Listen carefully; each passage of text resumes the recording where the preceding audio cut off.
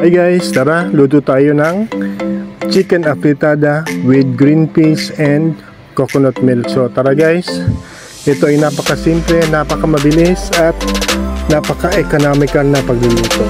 So tara guys, samahan nyo ko sa pagluluto. Mabilis lang to. So unahin natin yung pagsangkot sa ating manok. Ito yung ating mga condiments. Meron tayong carrots, meron tayong bell peppers, meron tayong coconut milk, tomato paste, green peas, at bawang at sibuyas. So yan guys, yan yung mga basic na mga ingredients. Unahin natin guys is pag-sear sa ating manok. So parang bahagya natin siyang isi-sear. So mabilis lang to guys, sa mga 3 to 5 minutes siyang i-half cook. I-sear natin kasi mas masarap guys yung pagluluto, kasi yung lasa ng manok is lalabas kapag i-sear natin. So ayan guys, mabilis lang to naluto. So ayan, sinisir natin yung ating chicken. So ayan guys, ito pala chicken natin guys is nahiwa to ng 12 cuts. Pwede rin hiwain ng 8 cuts, pero marinated na to ng salt, pepper, paprika at herbs. So ayan guys, malapit na maluto yung ating manok. Maya maya gigisahin na natin yung ating mga ibang condiments, yung sibuyas at bawang. So ayan guys, itinabi na natin yung ating chicken. Ngayon igigisa na naman natin yung ating bawang at sibuyas. So ito guys, ito yung pampasarap na mga luto guys. Ito yung bawang, sibuyas, gigisahin natin, pasangkusahin natin, mekos-mekos natin. Maya maya ilalagay na natin yung ating manok. At lagyan din natin ng isang basong tubig. Lagyan din natin ng 4 na kutsara ng tomato paste. So ang tomato paste pala guys, isa yung condiments na nagpapasarap ng mga stews or yung mga afritada.